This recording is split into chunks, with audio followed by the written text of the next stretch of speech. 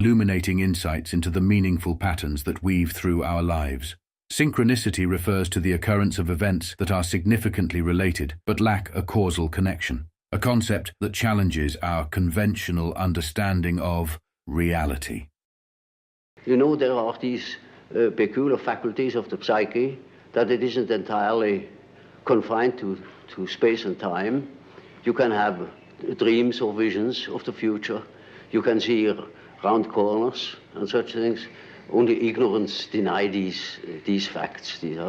Now these facts show that the psyche, in part at least, is not dependent upon these confinements.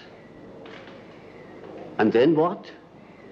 In this presentation, we will delve into the 5 principles of Jung's synchronicity, uncovering how unexplainable phenomena shaped his theories and how these ideas can shed light on our own paths toward psychological wholeness. Principle 1. Jung's early experiences with unexplainable phenomena. Understanding the significance of unexplainable phenomena in shaping Jung's path to comprehend the psyche. Never do human beings speculate more or have more opinions than about things which they do not understand. From his childhood, Carl Jung experienced strange and seemingly unexplainable phenomena. He feared that he was going mad and went on the quest to discover what they meant. In the Red Book, Liber Novus, Jung shares, "This vision lasted for 2 hours. It confused me and made me ill. I was not able to interpret it. 2 weeks passed, then the vision returned, still more violent than before, and an inner voice spoke, 'Look at it, it is completely real, and it will come to pass. You cannot doubt this.' I wrestled again for 2 hours with this vision, but it held me fast. It left me exhausted and confused, and I thought my mind had gone crazy." For Jung, the pressing question was, how are such meaningful events, not linked by any apparent causal chains, possible? What does this say about the physical universe? These were surprising juxtapositions that scientific rationality could not adequately explain. This challenge led Jung, along with his close collaborator and distinguished Jungian analyst, Marie-Louise von Franz, to grapple with the boundaries of scientific causality. Together, they explored how synchronicity could fit within a framework that bridged the psyche and the material world. The difficulty is to go forwards beyond causality in the strict scientific work, beyond the modern concept of causality, which is probability, and to really define it severely and strictly without rejecting all what modern physics has found out and place it in there. That's the difficulty. To live with synchronicity, to joke about it, to watch it is very easy. You must only let the primitive man come up in you, and he does it at once. He understands synchronicity like anything. This insight captures the essence of Jung's struggle and the profound nature of synchronicity, inviting us to look beyond surface explanations and consider deeper, meaningful connections in life. As a child, Jung encountered vivid symbolic experiences that foreshadowed his work on synchronicity, as he later recounted in Memories, Dreams, Reflections. One night, he saw a luminous figure emerge from his mother's room, its head detaching and floating like a small moon. An eerie event that blurred the line between psyche and reality. At the age of 12, Jung envisioned God on a golden throne high in the sky, defecating on the Basel Cathedral and shattering its roof. These powerful and unsettling moments, preserved in his autobiography, left him questioning the interplay between internal psychic phenomena and external symbolic realities, shaping his lifelong exploration of meaningful patterns in life. At just 25 years old, Jung had completed his medical studies and begun his career as a psychiatrist. During this time, he attended seances for communicating with the dead and had an interest in parapsychology and the occult, mainly due to his own personal experiences. This formed the basis of his medical dissertation published in 1902, entitled On the Psychology and Pathology of So-Called Occult Phenomena, a Psychiatric Study. Oh, well, I just paid a visit to him in Vienna, and then we talked for 13 hours without interruption. 13 hours for without 13 interruption. hours without interruption. We didn't realize that we were almost dead at the end of it, but it was tremendously interesting. He was the old man and had a great experience, and he was way ahead of me, and so I settled down to learn something first.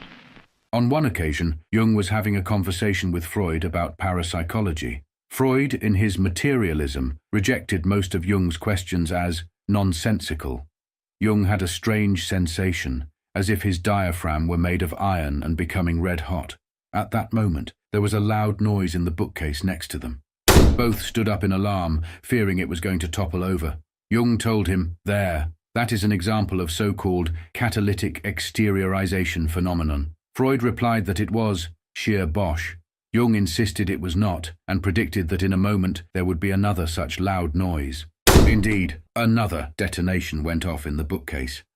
In Memories, Dreams, Reflections, Carl Jung wrote, "To this day, I do not know what gave me this certainty, but I knew beyond all doubt that the report would come again. Freud only stared aghast at me.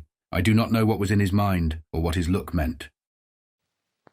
I had written that book that cost me my friendship with Freud because he couldn't accept it. Yes.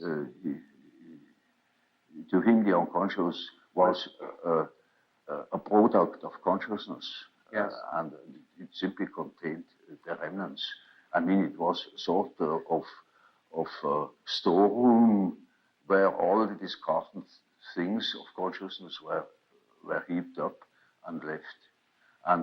But to me, the unconscious then was already a matrix, a sort of basis of consciousness of a creative nature, namely capable of autonomous acts. Recognize that personal unexplained experiences can be meaningful and warrant exploration rather than dismissal. Unexplainable events can be catalysts for profound personal and psychological discovery. Have you ever experienced something unexplainable that made you question your understanding of reality?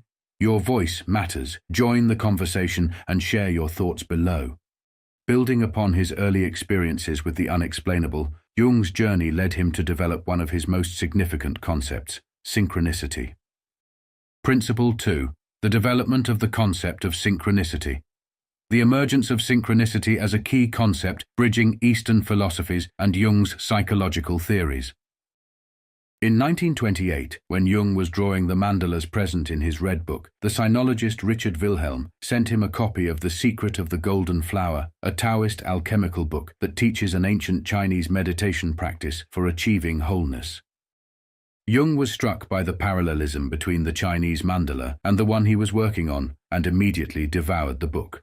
In remembrance of this event, he wrote under his mandala, 1928. When I painted this image, which showed the golden, well-fortified castle, Richard Wilhelm sent me from Frankfurt the Chinese, 1,000-year-old text of the Golden Castle, the embryo of the immortal body. This was a decisive point in Jung's life, where his writings shifted to focus on the psychological significance of alchemy.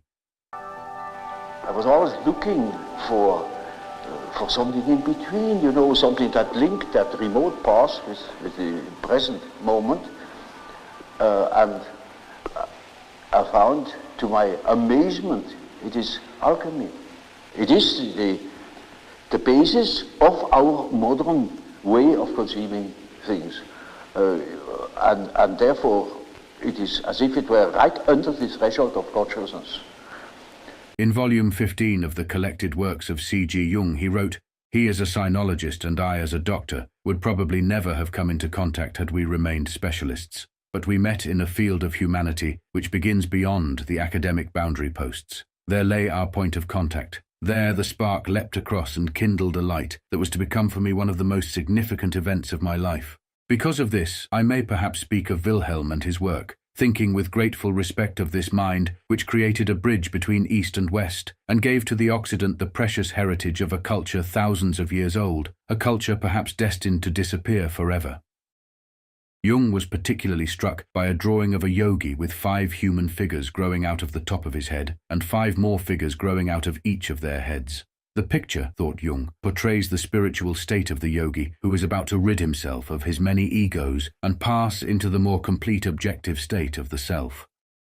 Carl Gustav Jung coined the term synchronicity and mentioned it publicly for the first time in 1930 in his memorial address for Richard Wilhelm, who also translated the I Ching, or Book of Changes. He referred to it as a peculiar principle active in the world, so that things happen together somehow and behave as if they were the same, and yet for us they are not. Jung equated it with the Chinese concept of Tao, the union of opposites from the complementary pairs of yin and yang. It is based on the oneness of man and the surrounding cosmos. This is akin to the alchemical credo, as within so without, as above so below, as the universe so the soul, referring to the inner world and outer world, the psyche and matter, being one and the same. Be receptive to cross-cultural ideas and how they can enrich personal understanding and professional work. Synchronicity can guide us to significant discoveries when we remain open to meaningful coincidences. What unexpected connections have you encountered that profoundly influenced your path? With the concept of synchronicity established, Jung delved deeper into its connection with archetypes, universal patterns within the psyche, and the collective unconscious, a shared layer of the mind linking all of humanity, revealing the intricate interplay between our inner and outer worlds. Principle 3. The connection between synchronicity, archetypes, and the collective unconscious. Synchronicity, as the manifestation of archetypes linking the individual psyche to the collective unconscious. The aim of the Taoist sage is to live in harmony with the Tao, thereby avoiding falling into one extreme or the other. This is, in fact, the goal of Jungian psychology, the balance of opposites, consciousness and the unconscious, aligning the ego to the self, the center of the personality. Here, synchronicity plays a vital role. There is no linear evolution for individuation, self-realization. There is only a circumambulation, circling around, in which everything is related to the center. This is represented by the symbol of the mandala. For Jung, finding one's own mandala symbol is crucial for the development of the self. For this circular movement to take place, the mandala must have a central symbol such as the sun, a castle, or a golden flower. It is a visual image of the divine pattern, a manifestation of the self.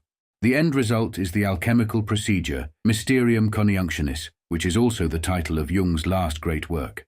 The opposite sides of life are united in a holy marriage. There is a heightening and clarity of consciousness and a deepening sense of unity of being. Jung comments that Atman, Tao, and Christ are different cultural symbols for wholeness that correlate the inner self with the animating principle of the cosmos. It is no longer you who live, it lives you. The oracle of the I Ching played an important role in developing his idea of synchronicity. He used it with his patients in psychotherapy and recalled many meaningful answers and unusual psychological insights. For instance, he tells the story of a patient suffering from a mother complex who feared his prospective marriage partner might be domineering. Jung opened the I Ching, and it showed the hexagram 44, entitled Coming to Meet, which stated, "The maiden is powerful. One should not marry such a maiden."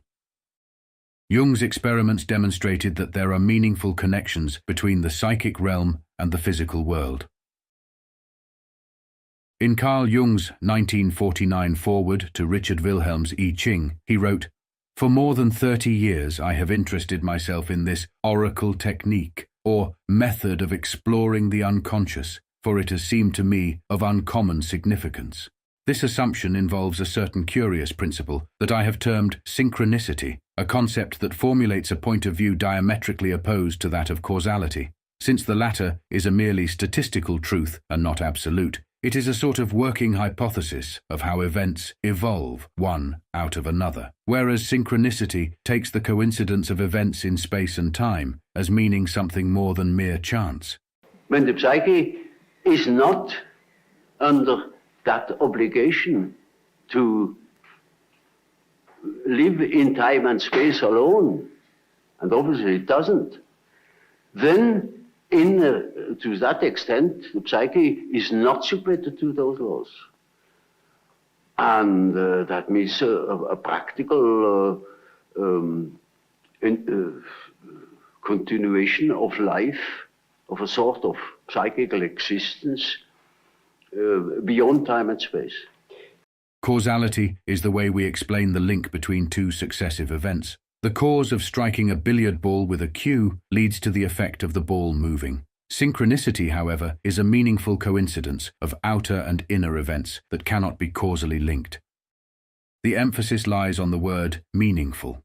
It occurs when an inwardly perceived event, dream, vision, premonition, thought or mood, is seen to have a correspondence in external reality. The inner image has come true.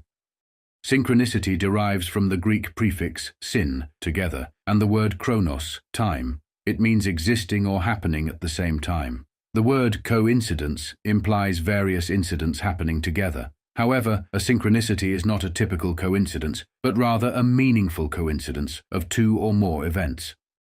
The problem of synchronicity had puzzled Jung for a long time. When he was investigating the phenomena of the collective unconscious, he kept coming across coincidences that were connected so meaningfully that they broke all statistical probabilities. We cannot imagine events that are connected non-causally and are capable of a non-causal explanation, but that does not mean that such events do not exist. The Nobel Prize-winning physicist Wolfgang Pauli sought therapy from Carl Jung and shared many of his dreams. A prominent quantum physicist with complex dreams was an extraordinary find. After he was no longer a patient, he kept up his correspondence with Jung. This is documented in the book Atom and Archetype, featuring the Pauli-Jung letters. Through their joint effort, they came to see synchronicity as an acausal principle that transcends space, time, and causality. It took nearly 20 years for them to reach the point of publishing their groundbreaking, controversial ideas. In 1952, Jung and Pauli published a joint volume, The Interpretation of Nature and the Psyche. Later, Jung's part, Synchronicity, an acausal connecting principle, was published in Volume 8 of his collected works. In the structure and dynamics of the psyche, Jung shared with the world. As a psychiatrist and psychotherapist, I have often come up against the phenomena in question and could convince myself how much these inner experiences meant to my patients. In most cases, they were things which people do not talk about for fear of exposing themselves to thoughtless ridicule. I was amazed to see how many people have had experiences of this kind and how carefully the secret was guarded. Jung did not have the necessary means to conduct scientific experiments on synchronicity, so he turned to the work of Joseph Banks Rhine, widely known as J.B. Rhine, who pioneered parapsychology as a branch of psychology. Rhine's experiments provided evidence for acausal combinations of events, where chance occurrences reached a level of improbability that could only be described by astronomical figures. It goes beyond the scope of chance and probability. Picture this. In a card experiment with 25 cards featuring 5 different signs, the subject and the experimenter were separated by a screen. Over 800 attempts, one young man consistently scored 10 correct guesses per set of 25 cards, twice the expected probability. But then it happened. He guessed all 25 cards correctly in one go. The odds? A jaw-dropping 1 in 298 quadrillion. Meaningful coincidence? Nah, this is the cosmos now showing off. We do believe that anything that we have in the way of abilities will, in time, have practical application, practical value. That's reasonable. But the time for that may be far ahead. At present, we only claim to know that we have these abilities, that we can demonstrate them from time to time, but they're not ready yet for practical use. Let's step into Jung's mind as he connects synchronicity to J.B. Rhine's astonishing experiments. I'm referring now to the concept of synchronicity, which you have discussed, and which would have some relevance at this point in our discussion. Would you care to comment a little bit on this concept? That is awfully complicated. One wouldn't know where to begin. Of course, it is this kind of thinking has been started long ago, and when Rhine brought out these results, I thought now we have at least a more or less dependable basis to argue on, But the argument was not understood at all, because it's really very, very difficult. There are plenty of facts in the observation of the unconscious where you come across cases of a very peculiar kind of parallel events, namely that, say, I have a certain thought or a certain definite subject is occupying my attention or my interest. At the same time, something else, quite independently, happens that portrays just that thought. Now, this is utter nonsense, you know, looked at from a causal point of view. That it is not nonsense is made evident by the results of Rein's experiments.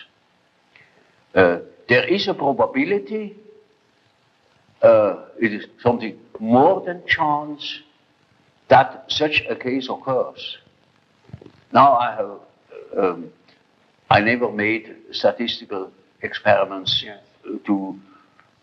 except one in the way of Rein.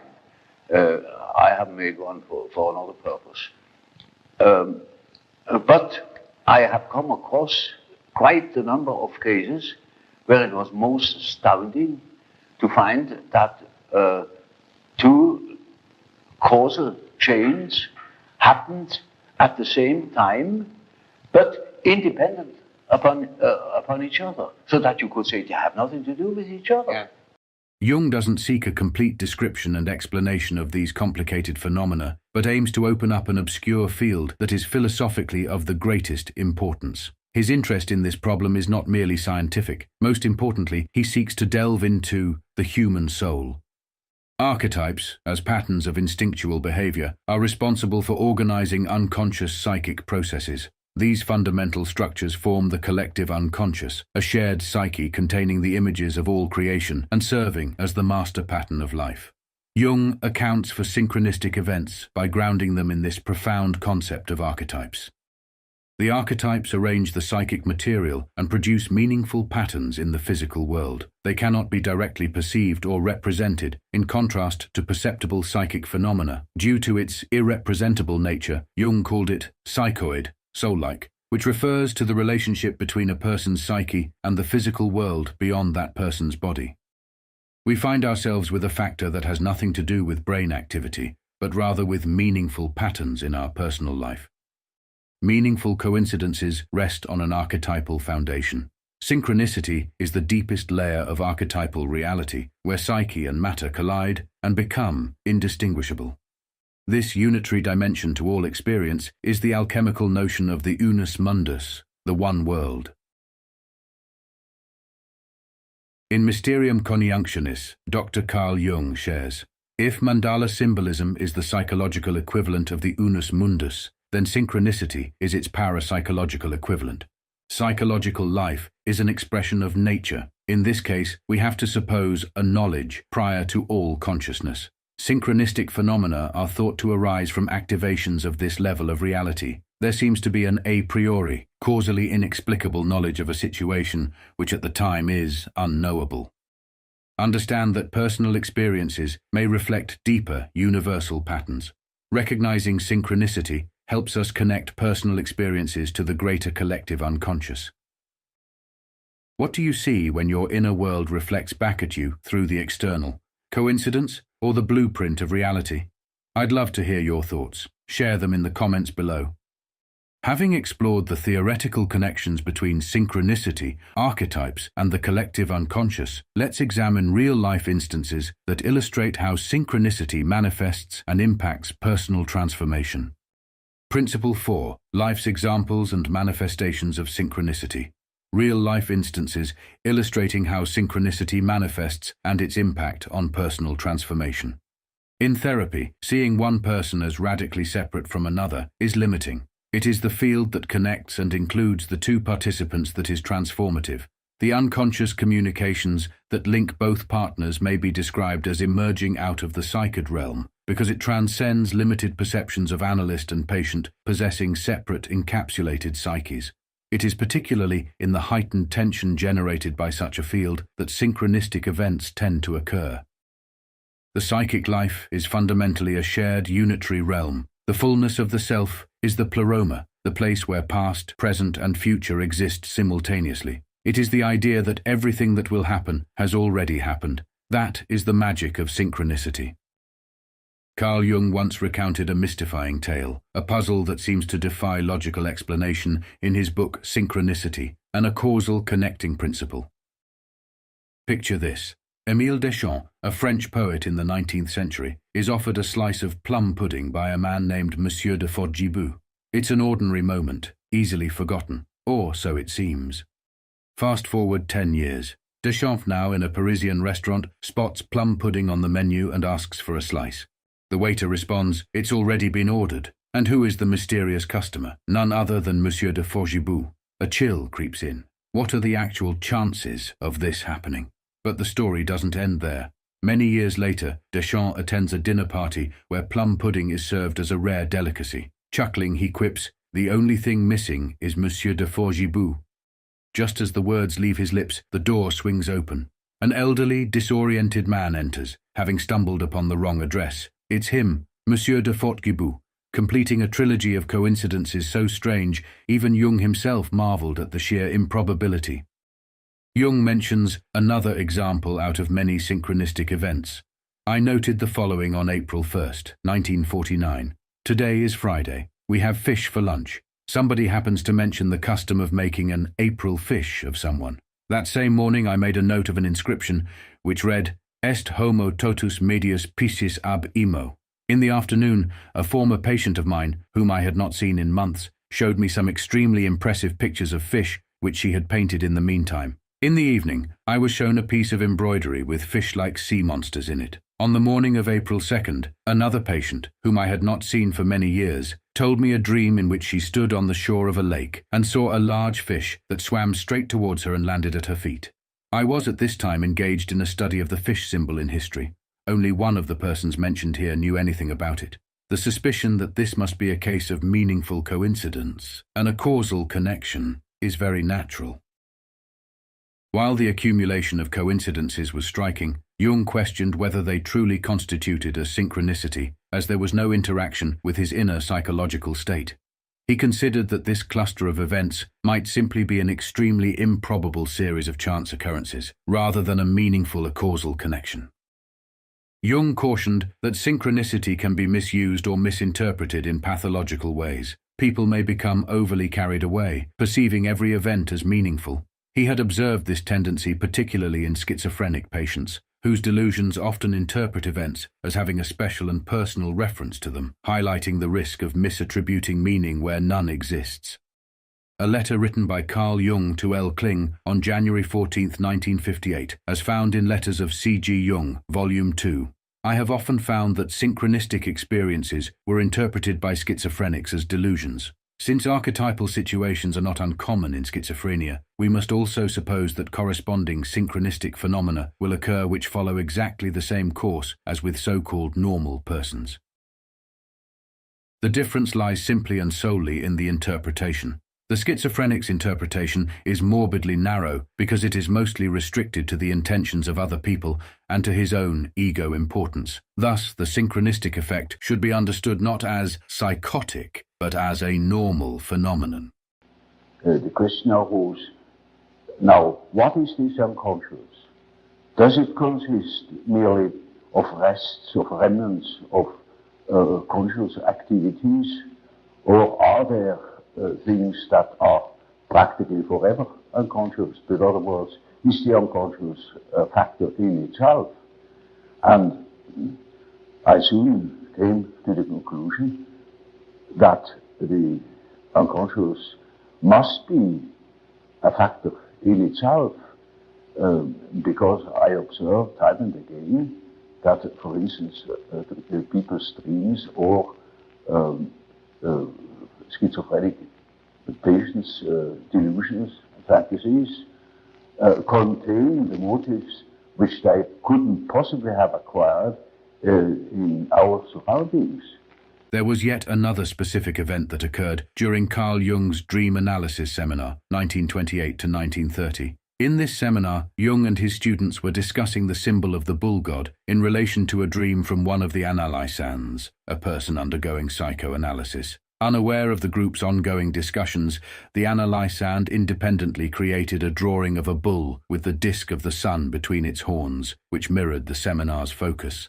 This incident is often cited as an example of synchronicity, illustrating how unconscious material can manifest both in a person's dreams and in their external creative work without prior knowledge of the group discussion.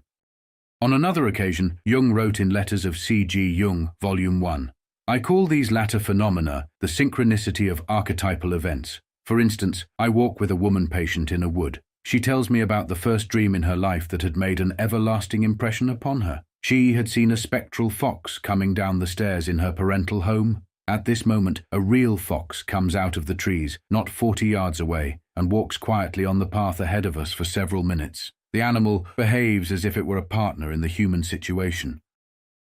The fox is the symbol of instinctive cleverness, which told the woman to forget about her hesitations and to conquer her intellectual blocks by trusting her instinctive wisdom, which will show her the right way."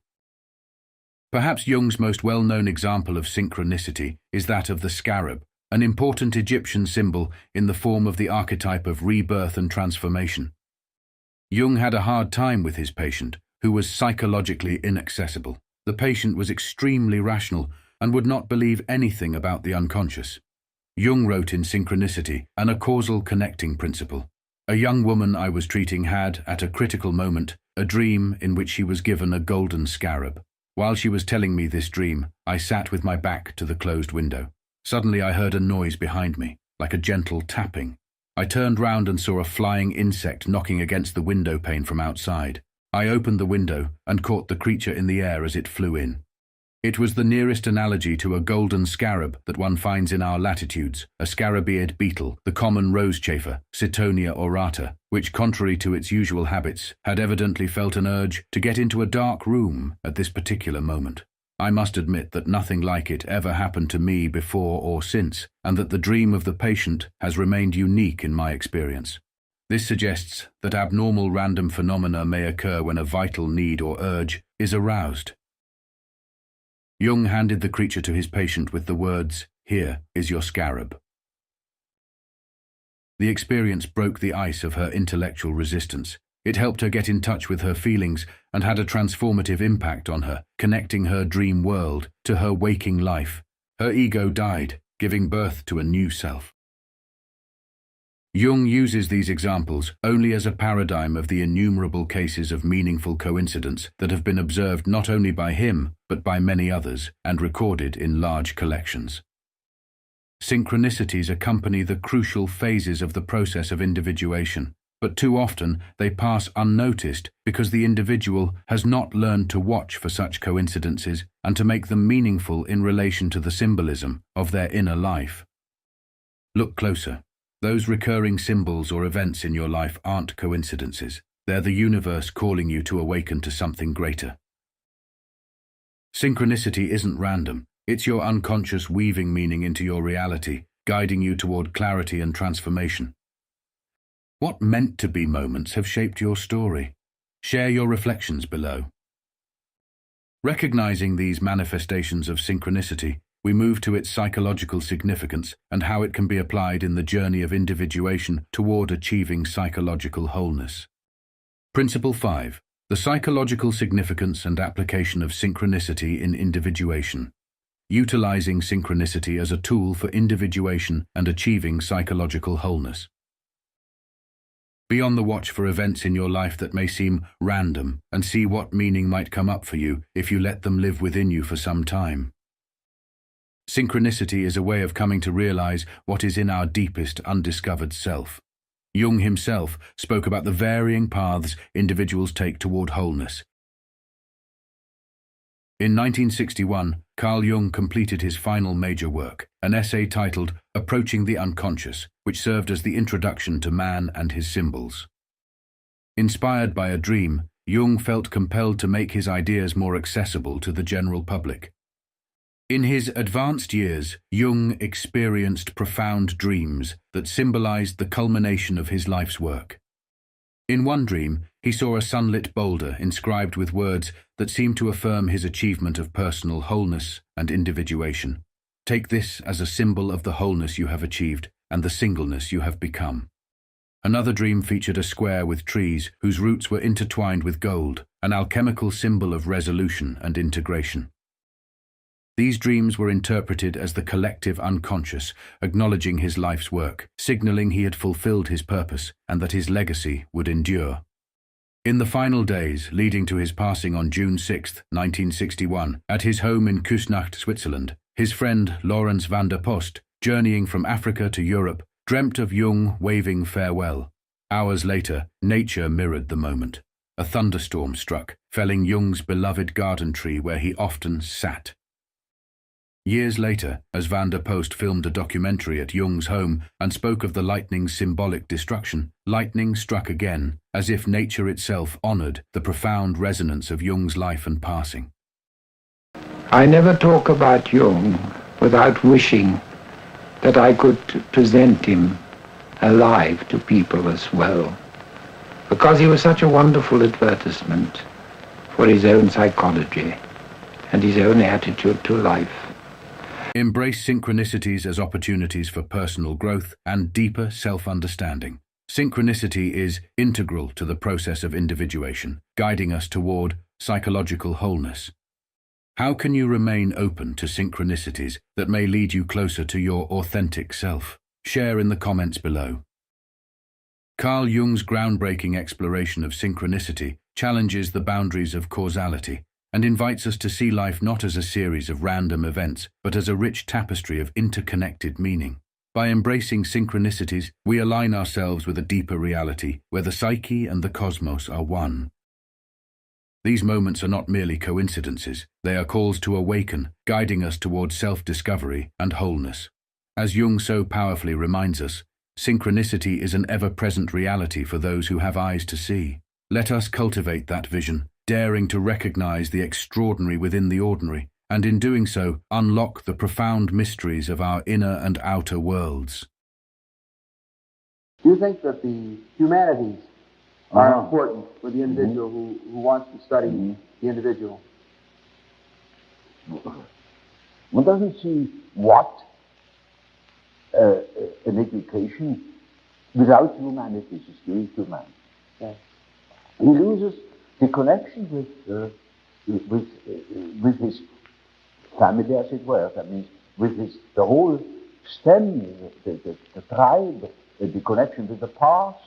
That he lives in that in which man always has lived. Man has always lived in the myth. And we think we are able to be born today and to live in no myth, without history. That is a disease. That's absolutely abnormal, because man is not born every day. He is once born in a specific historical setting with specific historical qualities, and therefore he is only complete when he has a relation to these things. It's just as if you were born without eyes and ears. When you are growing up with no connection with the past. From the sample of natural science, you need no connection with the past. You can wipe it out. And that is a mutilation of the human being. The aura of strangeness, of alienness is palpable. There's an emotion in there that we just don't have in this world, because it's composed of unbelievable alienness in the presence of unbelievable familiarity. It's an ecstasy that is a coincidentia oppositorum. Simultaneously, it is both what it is and what it is not. And the human mind can't handle that. That's called cognitive dissonance. I mean, you just go into a conniption fit of some sort. Well, the solutions come through an act of humility, an act of opening to the dynamic of nature, the feminine, the psyche. The ego is the calcareous knot of tumorous tissue that stands outside of all that. and cannot be trusted and cannot be relied upon. And so by attempting to dissolve that, to mitigate its hard edges, to smooth it out into the greater context of being, then we really discover what humanness is about, because humanness is not something that can be encompassed from the point of view of the ego. That's why, having created the ultimately egoistic society, we've created a society with so little humanity in it, you know?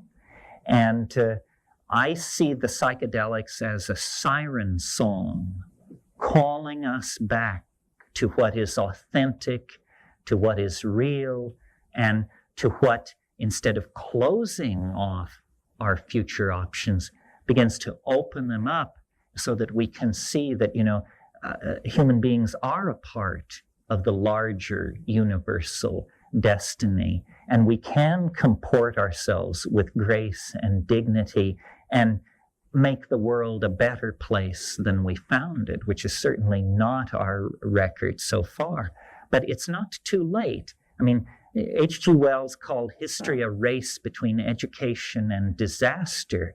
It's not mere coincidence, nor even mere synchronicity, that at this moment in time and space, with these tremendous crises bearing down upon us, that we have reached out to the archaic peoples with a new attitude, not an attitude of how can we enslave them, but how can we learn from them. My hope is that here in the final ticking of the clock of history, we are going to end our prodigal descent into the desert world of the ego and return with what we have learned, the fruits of the prodigal journeying of the errant son, which is what history has been, return with the fruits of that prodigal wandering to the larger human family that waits on us in the rainforests, in the deserts, in the marshes, in the thorn forests of this planet. The archaic people are waiting for us to get on the train, and then the train will be able to depart. But we have to awaken to our past, and then we can set a course toward a meaningful future. That's the wrap. The difficulty is to go forwards beyond causality in the strict scientific work, beyond the modern concept of causality, which is probability, and to really define it severely and strictly without rejecting all what modern physics has found out and place it in there. That's the difficulty. To live with synchronicity, to joke about it, to watch it is very easy. You must only let the primitive man come up in you, and he does it at once. He understands synchronicity like anything. Or Chinese people or Japanese people, they understand synchronicity like that. And once Miyuki told me after a lecture I had, on synchronicity, thank you for explaining synchronicity, because for the first time I've understood causality. You know, I have always, when you spoke about causality in the West, I thought it was synchronicity. And now by you making the difference, I've seen that I've misunderstood it. And synchronicity to me is self-evident. I understand self-evidently. The causality was what I missed out. And by you contrasting the two, you have for the first time taught me causality. But that's the difficult. And you see, Jung always thought, since he knew the I Ching, he meditated on synchronicity. But he said the difficulty of writing the paper on synchronicity is to make it palatable for modern physics and for the modern sciences. What do you, in your book, you talk about two aspects, and I'm trying to understand it. Acausal orderedness and creation in time. Yes. That is not, I'm not talking about that. That's in the end of Jung's synchronicity paper. There he says, acausal orderedness is a just so order which has no cause. That would be, for instance, radioactive decay.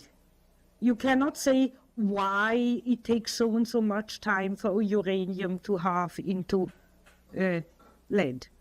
You can only say that's a just so story. It is so. It's an exact law. It's a law of nature. We can go on it. We can even date things according to it. But why it is that and not another number, we don't know. That is a causal orderedness. Now, that is not synchronicity. That's everywhere.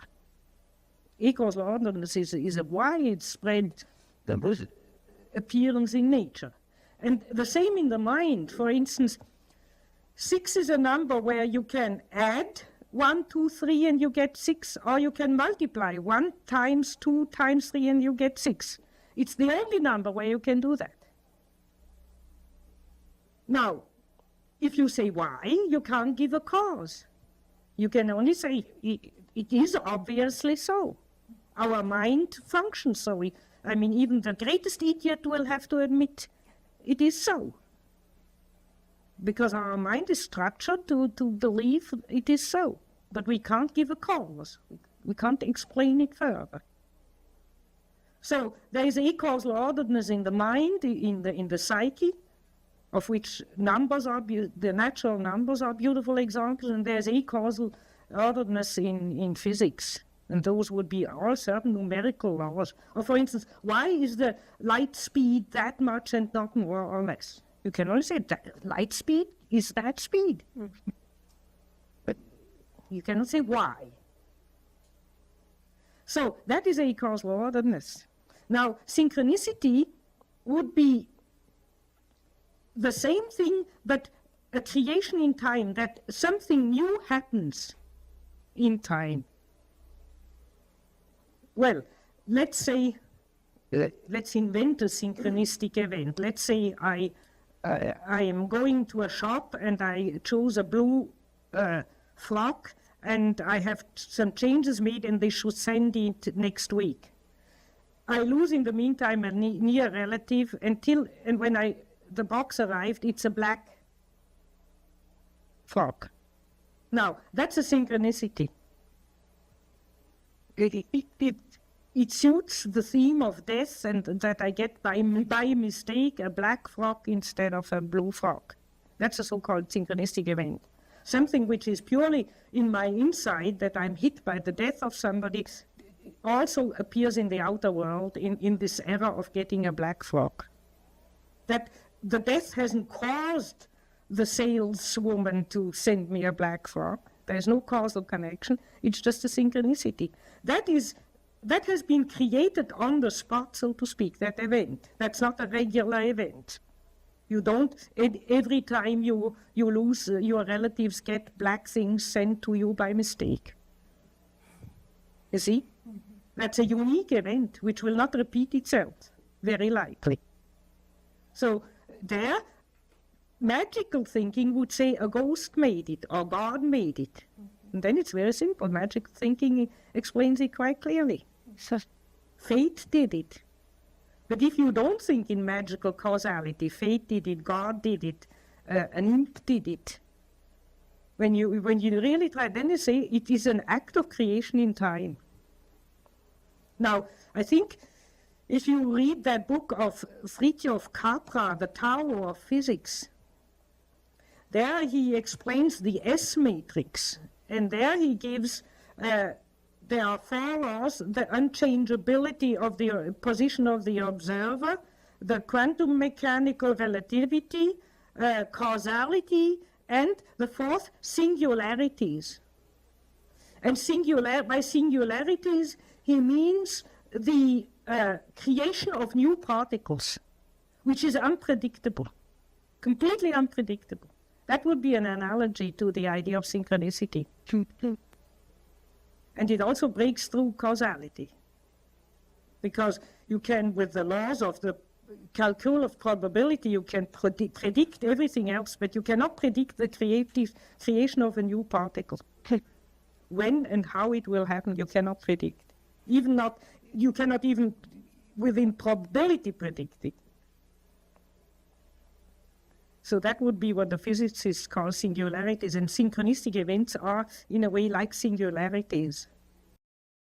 We are automata, entirely controlled by the forces of the medium, being tossed about like corks on the surface of the water, but mistaking the resultant of the impulses from the outside for the free will. The movements and other actions we perform are always life-preservative, and though seemingly quite independent from one another, we are connected by invisible links. The autobiography of Nikola Tesla. What if I told you that reality has been trying to speak to you your entire life, but you were trained to ignore it?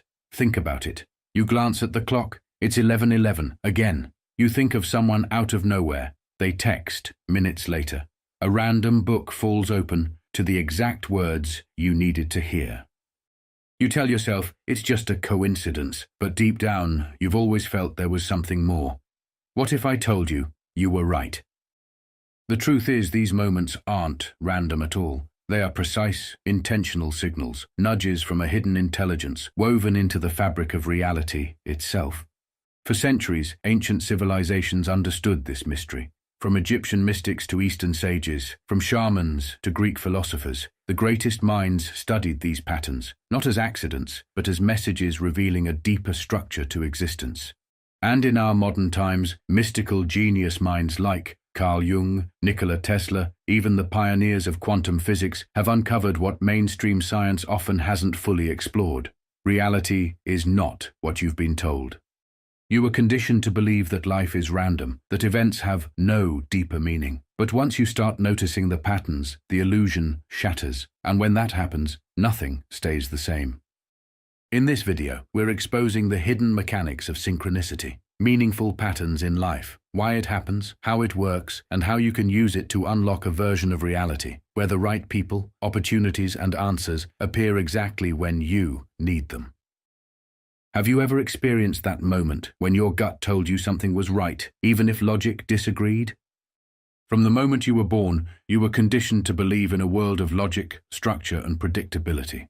Everything had to have a rational explanation, and anything that didn't fit within that framework was dismissed as coincidence or imagination. But what if that conditioning wasn't merely accidental? What if cultural norms and traditional education unintentionally kept you blind to deeper truths? Think back to your childhood. As a child, you were naturally in tune with patterns, energy, and intuition. You noticed how certain events lined up perfectly, how you could sense when something was about to happen, how you instinctively knew when someone was thinking about you. But when you shared these experiences, you were told it was just your imagination. You were taught to trust only what could be measured, proven, and categorized.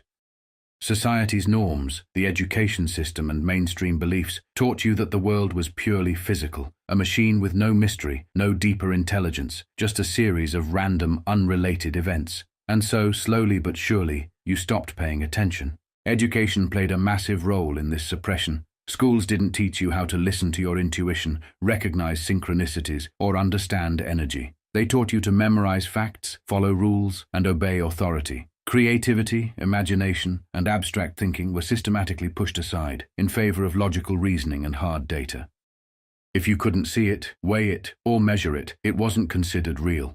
The entire system is built on the idea that you must only trust external authority, never your own inner knowing. Science became the ultimate gatekeeper of truth, not the exploratory kind, but the mainstream, rigid version that tells you everything is random, meaningless, and explainable by chance.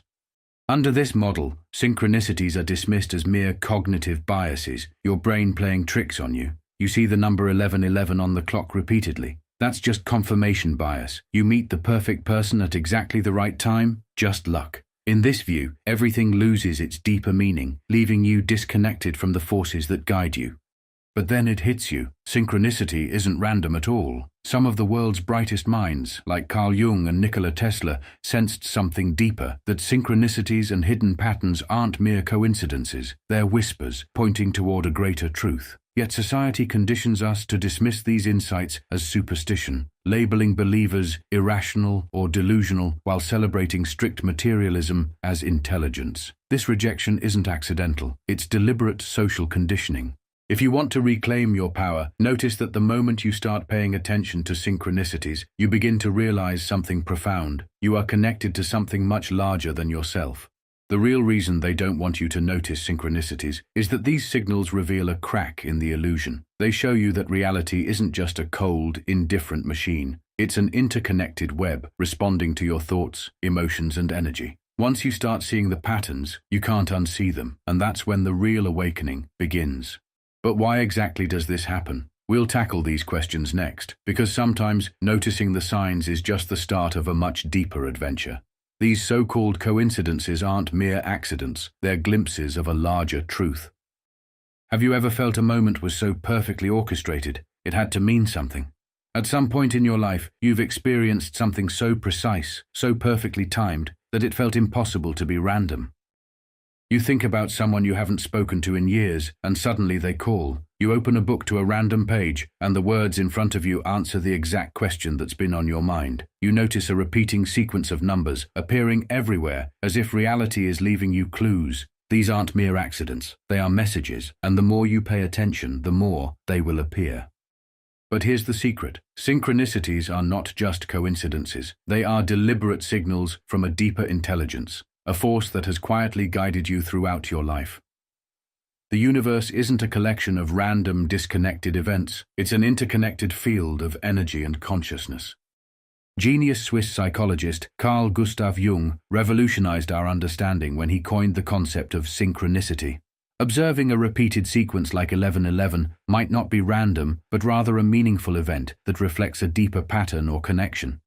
As a master of electricity, Nikola Tesla's ideas about the fundamental interconnectedness of all things through energy help us understand how an apparently arbitrary moment, such as noticing these repeating digits on a clock, can hold deeper significance.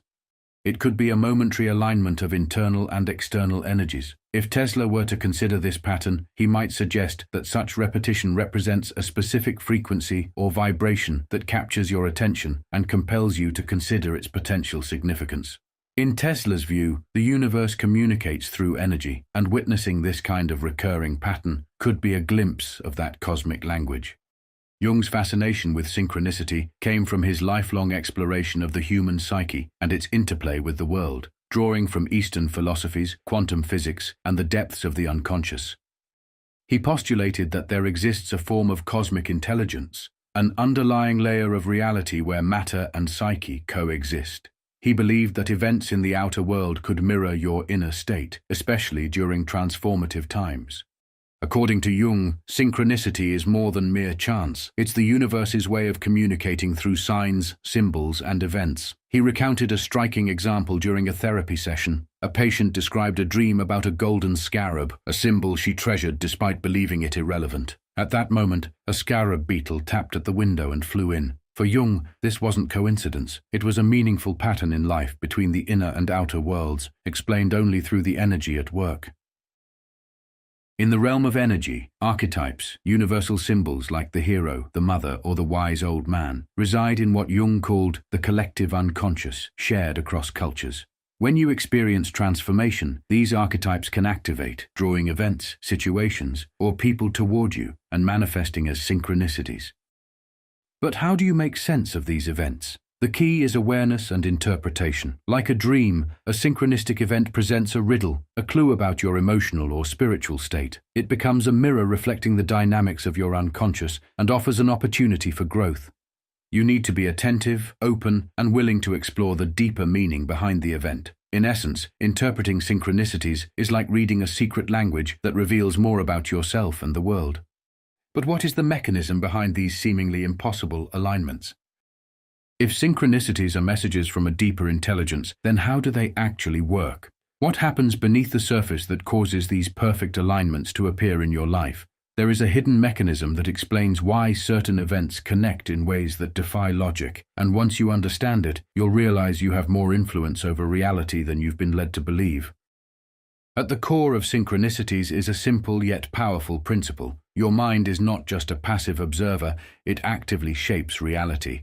Modern neuroscience confirms that your brain filters information based on what you focus on. This is thanks to the reticular activating system, RAS, a network in your brainstem that decides what reaches your conscious mind. Think of it as tuning a radio. Just as adjusting the dial sharpens the reception of a particular station, actively observing for synchronicities fine-tunes your perception. you begin to connect dots between seemingly unrelated events, creating a richer tapestry of meaning in your life. But here's the fascinating part. This isn't just philosophy, it's science. Quantum physics has long suggested that consciousness plays a fundamental role in shaping reality. The famous double-slit experiment showed that the mere act of observation can change the behavior of particles at a subatomic level. This means reality isn't a fixed structure, it's responsive. Your thoughts, emotions, and focus interact with the very fabric of the universe. Now combine this with the law of vibration, a core principle of metaphysics. Everything in the universe is energy, vibrating at different frequencies. Your thoughts, emotions, and beliefs also carry vibrations, and these frequencies dictate what you attract into your life. If you constantly dwell on fear or scarcity, your energy aligns with those experiences. But when you shift your frequency, focusing on alignment, purpose, and synchronicities, reality begins to mirror that new energy back to you. If you constantly dwell on fear or scarcity, your energy aligns with those experiences. But when you shift your frequency, focusing on alignment, purpose, and synchronicities, reality begins to mirror that new energy back to you. This is why people who awaken to synchronicities experience them more frequently. It's not just that they notice them, their energy is shifting, and reality responds accordingly. When you focus on these signs, you're tuning your consciousness into the hidden order of the universe, much like turning a radio dial to the right frequency. And here's another intriguing aspect. Your subconscious plays a massive role in generating synchronicities. While your conscious mind handles daily tasks, your subconscious processes deeper connections, links information, and picks up on patterns. When you set an intention, consciously or not, your subconscious begins aligning events in ways that guide you toward that outcome. Now, skeptics might argue that all of this is merely selective attention, random events your brain happens to notice. But if that were true, why do these events often carry such deep personal meaning? Why do they align perfectly with your thoughts, emotions, and inner experiences at just the right moment? And why do they seem to guide people toward life-changing decisions? Because synchronicities are not random. They are a form of communication between your conscious mind, your subconscious, and the deeper intelligence that governs reality. Once you learn to work with them instead of against them, they don't just appear more often, they become a tool for transformation. It's no longer just noticing, it's creating. Your mind doesn't just observe reality, it shapes it. Change your focus, transform your world. At some point you might ask, where do these alignments appear in everyday life? Let's explore real-world examples that illustrate this concept. Imagine you dream of an old friend you haven't spoken to in years. The dream is vivid, as if sending a message. The next day your phone rings, and it's that friend reaching out. This powerful collision of your inner world and external reality is a classic synchronicity. Now consider animal encounters. Suppose you're wrestling with a significant decision, and while on a walk, an owl suddenly flies across your path. In many cultures, think of the ancient Greeks who viewed owls as companions of Athena. This bird symbolizes deep insight. Could this be a gentle nudge to tap into your inner wisdom? Repeated numbers often surface during times of transition, change, or emotional upheaval. Let's say you're going through a challenging period, perhaps contemplating a career change or navigating a complicated relationship, and you begin to see the sequence 1111 everywhere. On your phone, on license plates, even on receipts totaling $11.11. This recurring pattern is more than coincidence. Some interpret these sequences using numerology, a belief in the mystical relationship between numbers and the natural world. In numerology, 11 is often seen as a master number, symbolizing intuition and enlightenment. When repeated as 1111, its impact is amplified, serving as a wake-up call to tune into your inner wisdom or emerging opportunities. For others, these numbers act as anchors, keeping you present and focused amid life's chaos. Songs and messages can also be powerful signals. Imagine going through a breakup and questioning your decisions. Then, a song that perfectly mirrors your emotional state plays on the radio, as if sending you a cosmic message of solidarity. In chance meetings, you might lose a job and feel uncertain about the future. While sitting in a cafe, you strike up a conversation with a stranger who happens to be looking for someone with your skills. This isn't random, it's a timely, guiding sign. And in nature, during moments of existential questioning, you might witness a meteor shower. This rare celestial event compels you to reflect on your place in the universe, serving as a symbolic wake-up call to re-evaluate your direction. Or, when struggling with health issues, you may meet someone who has experienced similar challenges and offers valuable advice. It can feel as though a guardian angel appeared exactly when you needed it. Lucid dreaming is another phenomenon that occurs at the border of our conscious and unconscious minds. In a lucid dream, you become aware that you are dreaming and can even control aspects of the dream environment. At first glance, lucid dreaming and synchronicity may seem unrelated. However, both invite us to explore deeper levels of consciousness, interconnectedness, and the blurred boundaries between inner experience and external reality. They defy straightforward rational explanations. Synchronicity is a dance of external events connected by meaning, while lucid dreaming offers a playground for the conscious mind within the realm of the unconscious. Together, they serve as gateways to a more integrated understanding of our potential. One of the most intriguing aspects of lucid dreaming is its capacity to inspire creativity and groundbreaking ideas. Nikola Tesla, the scientific genius we've discussed in the context of synchronicity, is said to have conceptualized many of his inventions while in a state akin to lucid dreaming. Tesla used the technique of sitting in a chair with a bowl in his hand above a metal plate. As he dozed off, his grip would relax, causing the bowl to drop and jolt him awake, right at the threshold between sleep and wakefulness. This liminal state allowed him to visualize his complex devices and theories. Tesla isn't alone. Many influential figures have credited dreams as the source of their big ideas. For instance, Paul McCartney once woke with the complete melody for Yesterday in his mind, a tune so haunting that he initially believed it must already exist. After sharing it, he realized it was entirely original, and Yesterday went on to become one of the most covered songs in history. Another extraordinary example comes from science. Dmitry Mendeleev, a Russian chemist, was struggling to classify elements by atomic weight and properties. Exhausted and perplexed, he went to sleep and dreamt of a table where all the elements fell into place. Upon waking, he recorded his vision, which eventually became the periodic table, a cornerstone of modern chemistry. In our digital age, dreams continue to shape our world. Larry Page, co-founder of Google, recounts that the concept for the revolutionary search engine came to him in a dream when he was just 22. He dreamed of downloading the entire web and analyzing the links between pages. Page woke up and immediately began coding to bring his vision to life. Today, Google is a household name, essential to navigating the digital universe. Lucid dreaming allows you to interact consciously with your inner world, much like synchronicity acts as a mirror from the outer world. In lucid dreams, you can confront fears, explore new scenarios, or engage in inner dialogues that yield fresh insights, just as synchronicity does in waking life. From dream-inspired scientific breakthroughs to everyday epiphanies, our inner realms can shape our external realities. Have you ever wondered what those uncanny signs really mean for you? Synchronicities are happening all around you, yet many people overlook or dismiss them as random. Once you learn to identify and decode these patterns, you'll see that reality is speaking to you. The first step is awareness. Shift your mindset from assuming life is random to recognizing that everything is connected. The universe communicates through symbols, patterns, and timing. These signs often appear in 3 distinct forms. Have you noticed the same numbers appearing repeatedly? 1111, 222, 333. These sequences aren't coincidences. In ancient mysticism, numbers were viewed as the blueprint of creation. When you see these sequences, it signals an alignment of energy. Consider what you're thinking or feeling at that moment. Your subconscious may be trying to tell you something. Symbolic encounters. Synchronicities can appear as objects, animals, or symbols that hold personal meaning. A song playing at just the right moment, a phrase repeated by different people, or an unexpected encounter, all can be part of a larger message. Trust that if something feels significant, it is.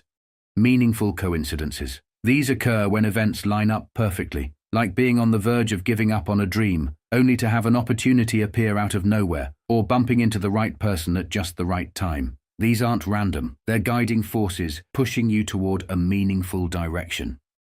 So, how do you decode these synchronicities? It starts by pausing and asking yourself, what was I thinking or feeling right before this happened? What decision am I facing, and how does this relate? Does this occurrence confirm or challenge something I've been considering? Is there a recurring pattern? Has this happened before? One powerful tool is a synchronicity journal. Write down every unusual or meaningful event. Over time, patterns will emerge, recurring symbols, repeated messages, and guidance that wasn't obvious at first. The more you track these occurrences, the more they appear. But here's the secret. Recognizing synchronicities is only the first step. Acting on them is what transforms your life. If you see a repeating sign urging you to take action, do it. If you keep encountering the same message, it might be the universe prompting you to respond. People who flow with synchronicities trust and act on them. Synchronicities aren't just messages, they're prompts inviting you to shift your path. Recognizing synchronicities is one thing, but learning how to use them as a tool for transformation is where real power lies. Synchronicities aren't merely signs, they're invitations to shift, align, and step into a reality where things flow effortlessly in your favor. The question is, are you paying attention? And more importantly, are you willing to act? Most people treat synchronicities as mystical curiosities, interesting coincidences to note and then forget. In reality, they are direct communications between you and the deeper intelligence of the universe, signaling whether you're in alignment or not. The people who experience abundant synchronicities aren't simply lucky, they are conscious creators of their reality. So, how do you use synchronicities to reshape your life? It comes down to 3 key steps: intention, alignment, and action. Set a clear intention. Synchronicities respond to focus. The more specific your thoughts and desires, the clearer the signs. If you need guidance, ask for it. Say, "Show me a sign that I'm on the right path. Reveal the next step toward my purpose." Trust that the universe or your subconscious will respond through symbols, emotions, and experiences. The more you ask, the more these signs become visible. Align your energy. Synchronicities mirror your vibrational state. If you're stuck in doubt, fear, or overanalyzing, you block the flow. But when you embrace trust, excitement, and receptivity, the signs accelerate. That's why synchronicities tend to spike during significant transitions. Practices like meditation, gratitude, visualization, and deep self-reflection raise your frequency. If you've ever experienced a time when everything fell into place, it wasn't magic, it was alignment. Take aligned action. This is where most people stumble. They see the signs but hesitate, second-guessing or waiting for further confirmation. Yet synchronicities are catalysts for action. If you keep noticing the same number, phrase, or symbol, it's not random, it's a nudge. If you feel drawn toward a new opportunity, that's the universe opening a door. The moment you trust the guidance and act, reality begins to rearrange itself in your favor. The more you listen, the louder the signs become. People who live in deep flow with synchronicities don't ignore the signs, they act on them. As a result, opportunities, connections, and perfect timing become the norm. You're not passively waiting for life to happen, you're actively co-creating it. Now that you know the truth about synchronicities, the deeper question is, what will you do with this wisdom? Many people, even after hearing all this, revert to their old patterns. They notice a synchronicity, feel a sense of wonder, and then dismiss it as coincidence. They receive a sign pointing them towards something new, yet they hesitate, overthink, and let fear hold them back. They remain stuck in doubt, waiting for more proof, something bigger, a sense of certainty. But here's the truth: certainty never comes before action. Our cultural environment has trained us to ignore these signs, to explain them away, or remain disconnected from the deeper intelligence that guides our lives. But now you see it. You understand that reality isn't random, it's structured, intelligent, and responsive. More importantly, you are part of that structure. Your thoughts, emotions, and choices shape your future. Let this be clear. Heed the universe's subtle cues. Ignored, they amplify. Embraced, they transform your path, breaking old cycles and reshaping your life. Those rich in synchronicities aren't merely fortunate. They actively observe, follow their intuition, and trust the hero's journey. Their lives seem effortlessly guided by an unseen force aligning their path.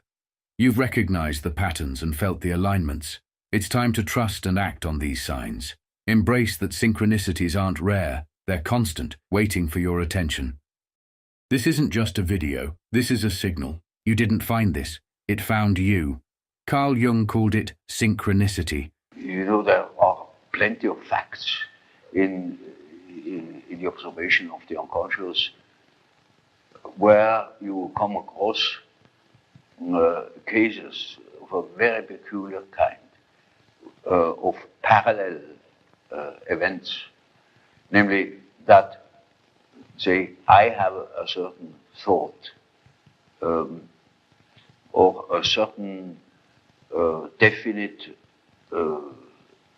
subject is occupying my attention, or my interest. At the same time, something else, quite independently, happens that portrays just that thought. Synchronicity, a moment where life lines up perfectly, not by logic, but by meaning. And if this video showed up today, it's because something in you is ready. In the next few minutes, we'll explore why this moment matters, what synchronicity really is, and how to finally understand the signs that speak to you. Starting with the hidden pattern beneath your life. Most people live on the surface. They see events as random, accidents, coincidences. But Jung believed the opposite. He said there's a hidden layer beneath reality, a deep structure where the unconscious and the universe speak in symbols. And when something meaningful breaks through that surface, it's not chance, it's synchronicity. Carl Gustav Jung wrote in Synchronicity, a causal connecting principle. Causality is the way we explain the link between two successive events. Synchronicity designates the parallelism of time and meaning between psychic and psychophysical events, which scientific knowledge so far has been unable to reduce to a common principle. The term explains nothing. It simply formulates the occurrence of meaningful coincidences, which, in themselves, are chance happenings, but are so improbable that we must assume them to be based on some kind of principle or on some property of the empirical world. He also wrote, "Synchronicity is no more baffling or mysterious than the discontinuities of physics. It is only the ingrained belief in the sovereign power of causality that creates intellectual difficulties and makes it appear unthinkable that causeless events exist or could ever occur." Carl Jung considered synchronicities to be life's way of saying, pay attention.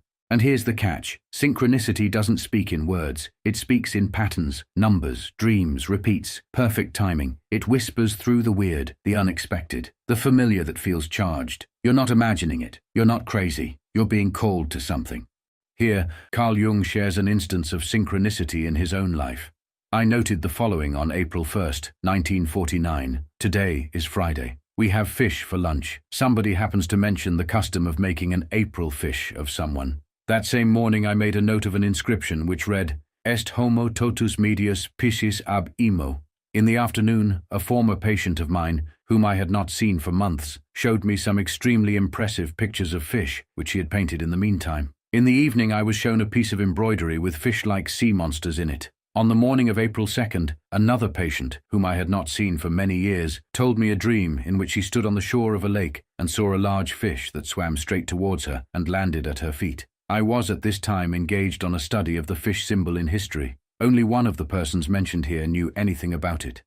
This leads us to a point that you must know before you can read the synchronicities in your life. This point begins with a question. Is your inner crisis sending you signals? Let's be honest. Right now, something in your life feels stuck or uncertain or heavier than usual. When we are going through something difficult, when we feel lost, uncertain, stuck or in pain, it's not just a problem to solve. It's a sign that something deep inside us is shifting. Something unconscious wants to come into the light. We are being asked to grow, even if we don't yet know how. Now your unconscious is not silent during this time. It speaks, but not like a voice. It speaks in symbols, in feelings, in dreams, and sometimes in the outer world itself. This is what Carl Jung called synchronicity. It's when something happens in your outer life, a coincidence, a moment, an encounter, that matches something deep inside you. It's not just chance, it's meaningful, but not logical. Imagine you're thinking about a deep question, maybe whether to leave a job or end a relationship, and suddenly you see a message on a billboard that feels like it's speaking directly to you. Or you're grieving something, and a bird lands near you and just looks at you in silence. Or a stranger says something in passing that cuts right to your heart. These are small things, but they strike you. They feel charged. They linger. That charge, that feeling that this moment means something, is your clue. That's the moment your unconscious and the outer world are in sync. That's synchronicity. Why does it happen? Because your inner world is pushing to be seen. When you're in a state of inner crisis, when your normal way of living no longer fits, the unconscious tries to break through. It tries to wake you up. It's like your soul is knocking from the inside, asking, will you listen? Will you look deeper? Will you change? And the world, in response, begins to echo that. Not always clearly, not always kindly, but meaningfully. So when strange things happen, coincidences that touch your heart or shake your thoughts, they are not just random. They are mirrors, reflections, signals. Your soul is not asleep. It's trying to speak. What's been showing up in your life lately? Anything odd? Anything that keeps repeating? Because here's the truth. Most people only change when pain forces them to. But synchronicity offers a softer path, not a shove, just a nudge, a whisper saying, this way. But why now? Why did this message find you today? Because today, you're open. Not fully maybe, but more than yesterday. Just enough for the message to land. Timing is everything. And when your outer world aligns perfectly with your inner world, right when you're ready to grow or shift, that's synchronicity in action. This video, it's not about Carl Jung, it's about you. And the fact that it found you today tells me something is stirring inside you. But now the question is, what will you do with this moment? Carl Jung suggests beginning with learning how to read the signs. Synchronicity is quiet, but clear, when you know how to spot it. It's when something feels too perfect to be random. When you think of someone and they call. When a book falls off a shelf and answers the exact question you've been avoiding. It often brings emotion with it. A spark, a chill, a pause. To read synchronicity first, you must slow down. It cannot be rushed. It comes like a whisper, not a shout. Start with your feeling. When something strange happens, a coincidence, an encounter, a symbol, ask yourself, did it stir something in me? Did it feel like more than chance? That feeling is your first clue. Synchronicity carries emotion. It moves something in you, even if you can't explain why. Then ask, what was happening in me at that moment? What were you thinking, feeling, or wrestling with before the event occurred? Often, synchronicity answers a question your conscious mind hasn't even fully formed yet, or it shines a light on a feeling you've been trying to ignore. Look at the symbol. What showed up? Was it a song, an animal, a phrase, a person? Every object, every being carries a symbolic meaning. You don't need to know exactly what it means right away. Just ask, what does this remind me of? What feeling or memory is connected to it? For example, if you see a butterfly after a painful conversation, you might feel sorrow and beauty at once. The butterfly becomes a symbol of transformation. Not because someone told you that, it's what your soul felt in that moment. That is the meaning. Next, ask yourself, is this part of a pattern? Synchronicity often repeats in different forms. You hear the same phrase from 3 people. You see the same number again and again. When something repeats, your unconscious is speaking more clearly now. It's insisting. Then, listen. Not with logic, with the heart. What part of you is this event speaking to? Is it pointing to grief you haven't faced? Desire you've buried? A decision you fear to make? Synchronicity will not give you answers like a map. It gives you questions, signs, feelings. It stirs your knowing. You must stay in dialogue with it. Keep asking, what is this moment inviting me to become? Not what to do right away, but who you are being asked to become. Reading synchronicity is not about solving a puzzle. It's about letting yourself be affected, touched, changed. If something makes you stop and wonder, it's worth investigating, because synchronicity isn't just a message, it's a mirror, and what it reflects back is usually the thing you're ready to face or become. This brings us to the next essential point. Synchronicity is a call to power. Jung believed that synchronicity was part of a greater process called individuation, the journey of becoming who you truly are beneath all the masks. Most people miss the signs. They shrug them off. They go back to autopilot. But you didn't. You're here, which means something in you is done staying asleep. Synchronicity isn't just a wink from the universe. It's an invitation to change direction, to heal something old, to step into the next version of you. When you listen to it, life starts moving. Doors open, patterns break, things click, but only if you choose to act. This moment is not small. You were meant to watch this today, because something is aligning inside you and around you. So go on, pick up the call. Say yes to the next chapter, because this didn't find you by accident. And you are right on time. We invite you to continue your journey by watching these videos. Never forget, together we will remember our timeless wisdom. As a neurosurgeon, I would see patients, as an example, let's say somebody with hydrocephalus, right? And most people don't know about that. And they'd go, oh my God, I've never heard of that before. Is that rare? Well, it's not that rare. And obviously, if you're seeing a neurosurgeon, it's not rare to us. But what will happen is I'll see them in a few months, And they'll come in and the most amazing thing happened. I've run into 5 people with the exact same thing, right? Right. Because they have embedded that. Interesting. And so they're attuned to it, and suddenly it's like it's everywhere. Yeah. You talk about synchronicities in the book. How important is finding and looking for synchronicities when it comes to manifesting? Well, I think if you do it correctly, they naturally occur over and over. And you may think they're shocking and how did that happen? But that's because you have made your intention salient. It has grasped your attention network, and it is solely focused on having that happen. And once that process occurs, then you engage your executive control network to actually then respond to it. Interesting. So you set your intention for what you want to create or desire, and then your attention starts to focus on that in the world, in your environment, and you start to see where the synchronicities line up. And then I think you mentioned this thing called the filing clerk, right? Yes, exactly. And that relates in some ways. First of all, one of the process which we talked about, having the ability on a conscious level to embed your intention, that is to, we call it value tag, right? Which makes it important. Rather than intention. Yes. And so once you value tag that, that becomes important in your subconscious, and then the networks start working together. To look for it. Yes.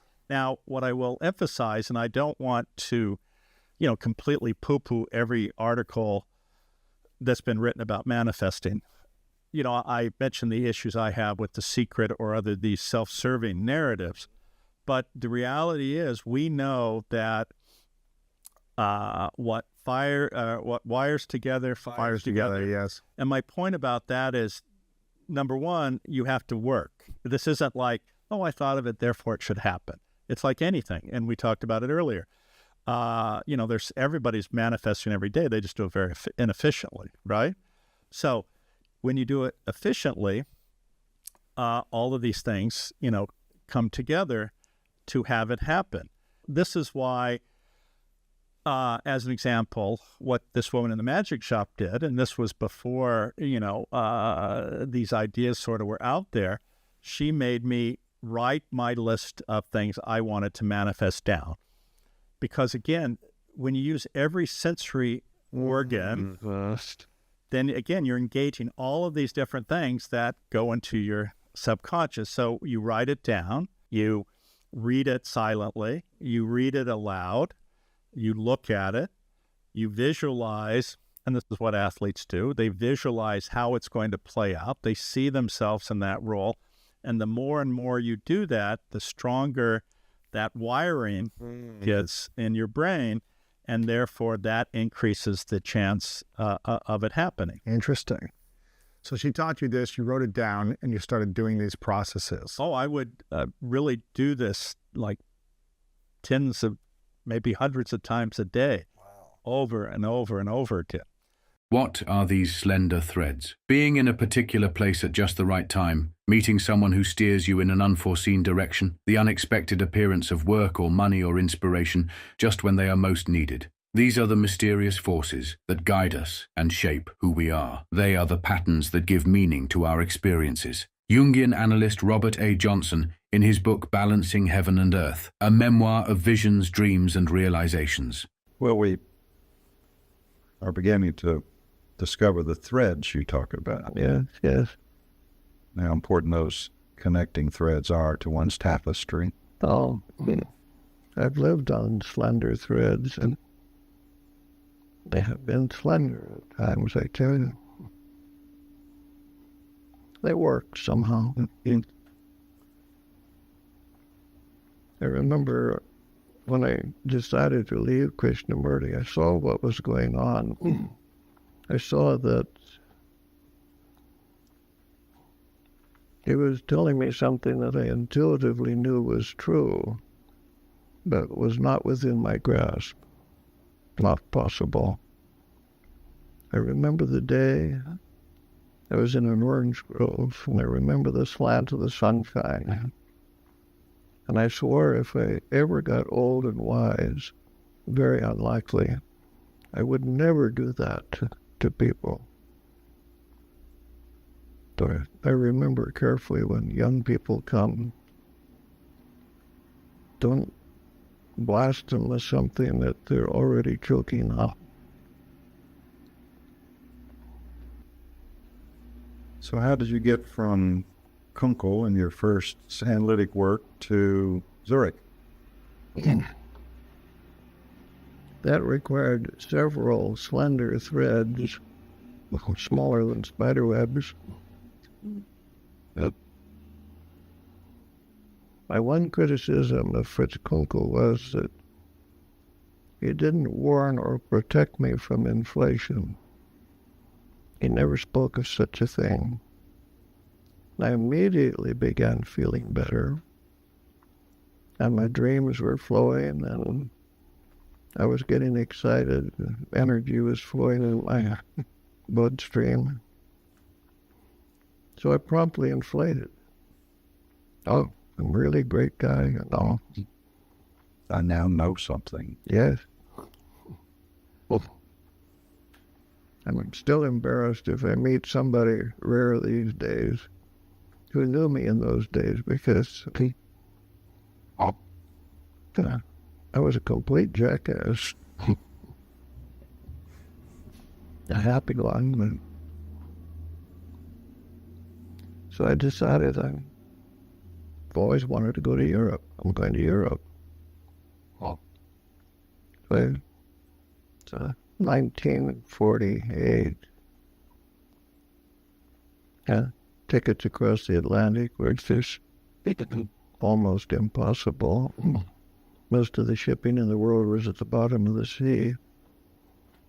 But I found a ticket on a freighter, flew to New York, got on the freighter. There was a war scare there then. It looked as if Russia might just walk across Europe to the Atlantic Ocean. I understand later they could have. Somehow they didn't. But there was a scare, and most of the people on the ship just got off. Delayed the sailing for 2 or 3 days. Very few people left on the freighter. It was a converted troop transport. Not converted in any sense. So I was sitting on the hatch cover of the converted troop transport, preening myself, patting myself on the back. Life's good. I'm going to Europe. Well, whistles blew, and ropes were tossed off, and gangplank was hoisted aboard. And when the ship was just too far from the wharf for me to jump, my inflation collapsed. It collapsed like a balloon that had been bricked. All in a moment. In a microsecond. I never forgot. I was thrown into just a complete panic. Inflations do that. Psyche compensates. Yeah. I went from being absolutely nobody. I remember a dream I had when I was working with Dr. Kunkel, that I was such a despicable person that I lived in the sewers of Los Angeles. I was managing okay, but all along, somehow functioning. I was walking along and somebody flushed the toilet in the YMCA and right down on my head. I took the dream to Fritz Kunkel and said, look, you have to tell me there's no hope. With a dream like that, what hope can you have? I think I was in tears. He says, on the contrary, you were baptized. Now you will get better. all. So, but without some help, and I probably would have done it anyway, but I went from there to sky high, just, I know a way now, and I'm cured, and I'm happy, and I'm somebody, and I went to as dangerous a state on the opposite side of the teeter-totter. So you were deflated on the boat to Europe? Yes, but that the too low led to too high, which I think is inevitable for most people. Brains would help, but not always.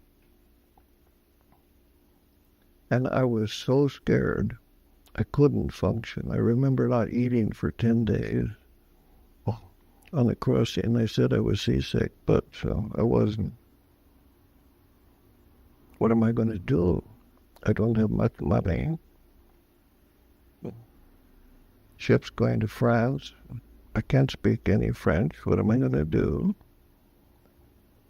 And barely pulled myself together in 10 days at sea and began to function. So slender threads like that were taking care of me, and still are. They're a little bit thicker now, but not much. I'm fascinated by the fact that you got to Zurich in a most unpredictable and unexpected way. Another slender thread. Yeah. I made friends with a young fellow in somewhat the same predicament as myself on the ship. So we went to Strasbourg for a music festival. It was a wonderful time, a delicious month of music. And France's first effort to pull itself together in the way of a festival after World War II.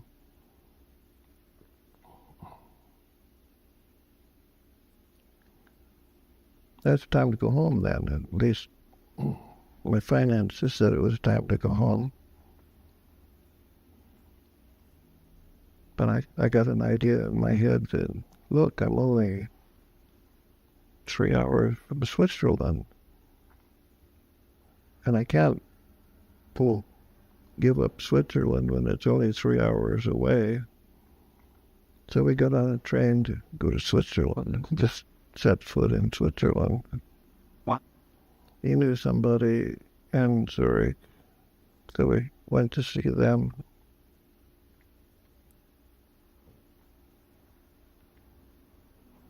They were good friends of Yolanda Jacobi, one of the principal analysts of the Jung Society in Zurich. Okay.